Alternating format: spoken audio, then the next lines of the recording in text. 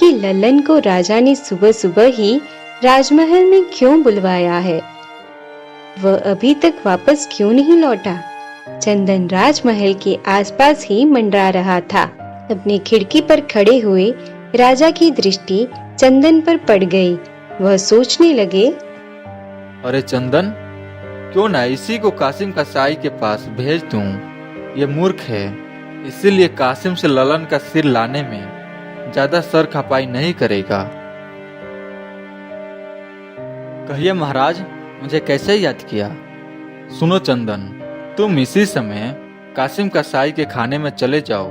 उससे कहना कि मैंने तुम्हें भेजा है। वह तुम्हें जो भी सामान दे उसे तुम मेरे पास ले आना, लेकिन सावधान, उस सामान को खोलकर देखने की गुस्ताखी मत करना। जी महाराज, जैसी आपकी आज्ञा। और चंदन कुछ ही देर में कासिम के कसाई खाने में जा पहुंचा, जबकि लल्लन अभी वहीं साधुओं के बीच बैठा हुआ धर्म चर्चा सुन रहा था। मुझे महाराज ने भेजा है और उन्होंने कोई चीज मंगवाई है। ओह, तुम अंदर चलो, मैं अभी आता हूँ। तुम्हारे पीछे जो अलमारी रखी है उसमें जो पोटली है उसे उठा लो। चंदन जैसे ही पीछे वाले अलमारी की तरफ पलटा, कासिम कसाई ने तेज तलवार से उसका सर काट दिया और जल्दी जल्दी उसका सर एक पोटली में बांध दिया। इधर लल्लन बड़े ही मजे से साधु के बीच में धर्म चर्चा को सुन रहा था। जब धर्म चर्चा समाप्त हो गई तो वे साधु अपने अपने संस्थान को चल दिए। तब लल्लन को याद आया, अरे बाप रे, महाराज ने मुझे कसाई के दुकान पर कोई चीज लाने के लिए भेजा था। मुझे महाराज ने भेजा है, उनके लिए जो कोई भी सामान है मुझे दे दो। ये पोटली तुम महाराज को दे देना और इसे खोलना मत, वरना महाराज तुम्हें फांसी पर चढ़ा देंगे। मैं जानता हूँ, तुम चिंता ना करो। यह वही पोटली थी जिसमें चंदन का सर लिपटा हुआ था। लल्लन पोटली लेकर सीधे महाराज के सामने जा पहुंचा। तब महाराज और उनकी पुत्री उसी कक्ष में मौजूद थे। लल्लन को जिंदा देखकर वो दोनों घबरा गए। अरे तुम यहाँ पर कैसे?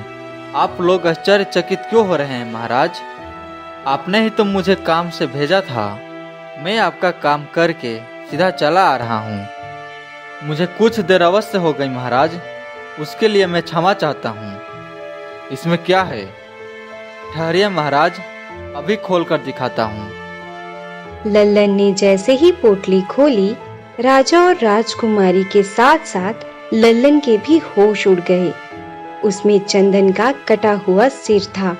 राजा को सारा मामला समझने में देर न लगी। लगता है चंदन ललन से पहले ही कासिम कसाई के दुकान पर पहुंच गया, अतः उसने उसी का सिर काट दिया। महाराज, ये तो शायद चंदन का सिर है। आखिर ये सब क्या चक्कर है? तभी राजकुमारी इंदुमती चंदन के कटे हुए सर को देखकर फूट फूट कर रोने लगी। हे प्रिय, तुम हमें छोड़कर क्यों चले गए? हम क्या जानते थे कि हमारी ये चाल तुम्हारी ही जान ले लेगी। राजा को क्रोध आ गया।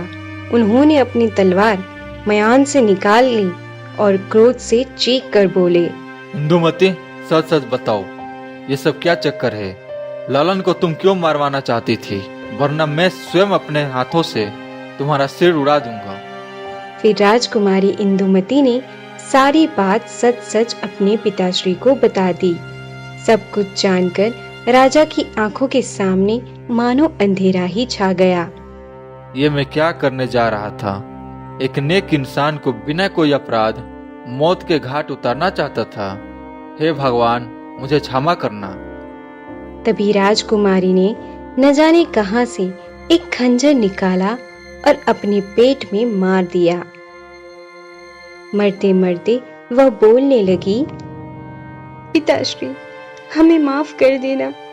हमने आपको धोखा दिया है, एक निर्दोष व्यक्ति की जान लेने की कोशिश की है। शायद भगवान ने स्वयं ही इसकी सजा दी है हमें। हमसे हमारे प्रेमी को छीन लिया। लल्लन, तुम भी हमें माफ कर देना। हम अपने प्रेम में अंधे हो गए थे।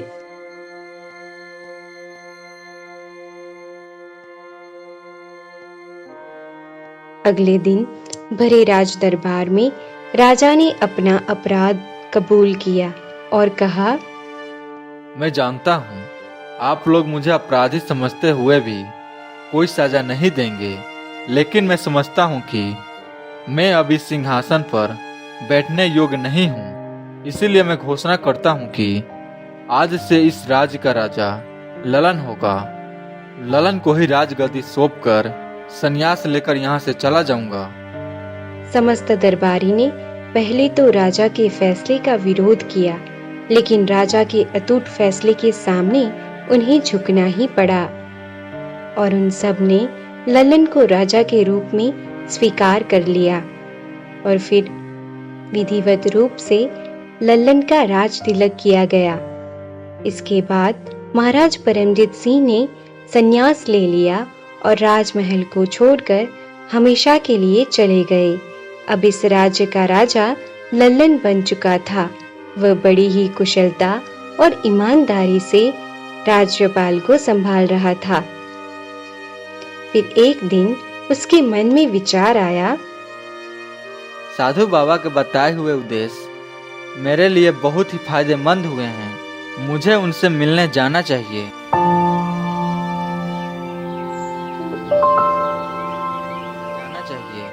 प्रणाम महाराज, मैं आपसे एक बात जानना चाहता हूँ। पूछो बेटा। फिर लल्लन साधु महाराज को सारी कहानी सुनाता है। बेटा, तुमने उन उद्देश्यों का पालन किया, इसीलिए तुम इतनी उन्नति कर पाए।